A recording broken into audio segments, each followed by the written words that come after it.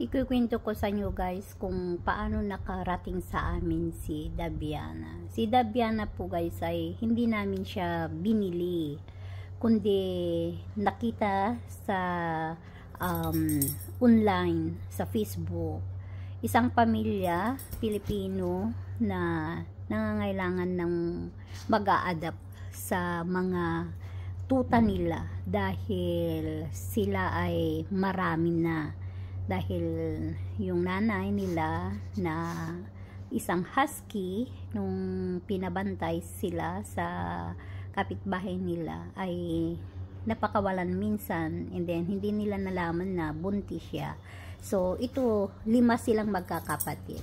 And then tapos pinost nila sa Facebook na gusto nilang ipaampon, pero ang gusto nila yung mga taong mag-aalaga, mag-aaruga at magmamahal, kasi alam natin ang history ng mga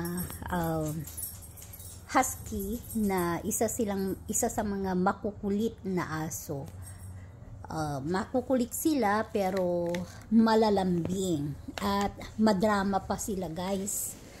Yan ang ano nila, dahil gusto nila laging naglalaro. Kailangan nilang may time ka, may oras na sila'y paglaruin, tumakbo, ganyan guys. Yan ang niya. Ayan ang kanyang mga kaugalian ni Dabiana. So, ang behavior niya minsan, ayan, makulit, parang bata, maraming alam pa niyang kunin ko ano yung mga gusto niyang laruan. Ilalagay namin dyan, yan, halu-haluin, ilagay namin sa basket. And then, siya na yung kumukuha kusa kung ano yung mga gusto niyang laruin. Ayan. Kaya, minsan pag nagsasawa na siya, iniiwan na lang niya. So, ayan guys. Kaya, ang tutuloy ko na ang bakit nangyari ay naghahanap kami talaga, dahil namimiss ko yung mga aso namin sa Pilipinas, dahil marami kaming alagang pusa at aso sa Pilipinas. So sabi ko sa asawa ko, pwede bang kumuha kahit isang malit na aso. And then sabi ng anak ko, dahil mayroon din kaming inampon na 2 pusa dito, sina Pumpkin at Punkan. Sabi niya, ang husky kasi guys talagang hindi ko lang alam, pero hindi kasi sila lumaking sabay-sabay, so hindi sila pwedeng pagsamahin. So ang nangyayari, yung pusa na sa taas, si Dabiana ang andito. So yun yung concern ng anak ko noon, na wag sanang kumuha ng aso, dahil syempre hindi na sila kung saan sa makakapunta yung pusa. So, ang ginawa namin, pinunta namin sa taas, and then si Dabiana dito sa baba. Pero ang pakiusap ng anak ko noon, pagkukuha ko ng aso, huwag sanang husky. Kasi, di ba nga, ang husky talagang hindi mo sila mapaglalapit sa pusa. Pero siguro, baka kung maliit lang si Dabiana, yung baby pa sila at sabay-sabay sila, pwede siguro. Pero dahil hindi naman nangyari ganun, so iyon yung kalabasan, hindi basta-basta pagsasamahin. Pero sweet si Dabiana, gustong-gusto din niyang makasama, pero syempre takot pa rin kami, dahil pag kinagat, wala tayong magagawa. So ayan guys, pinuntahan namin, so kinuha namin si Dabiana.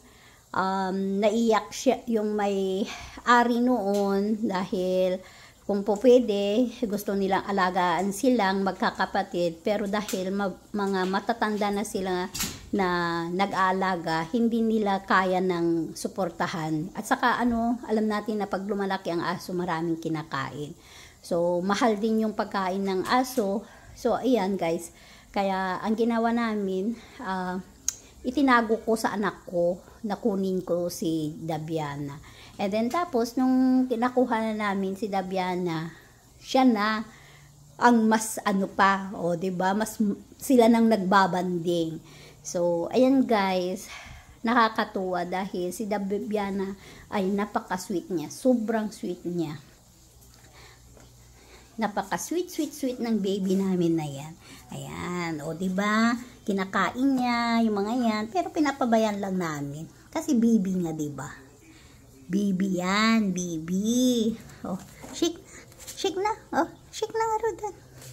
Nalulungkot siya kasi araw-araw dinadala ni Laika sa work niya. Oh, shake na nga Rodan, baby. Oh, sus, ayaw niya mag-shake sa akin. Oh, shake na, baby. Ayaw. Oh, sige. So, bigyan natin ng buto ni Dabiana. Here, baby. Here, you want? Oh, you're so sad. Oh, lungkot-lungkot naman ang baby namin na yan. Ayaw mo. Ayaw mo. Ay, sus. Pag sigilay kang magbigay, kinukuha mo agad. O, sige na. O, iwan ko na lang dito, ha? Kunin mo na lang mamaya yan. Ha? So, ayan guys. Si Dabiana, ang baby namin.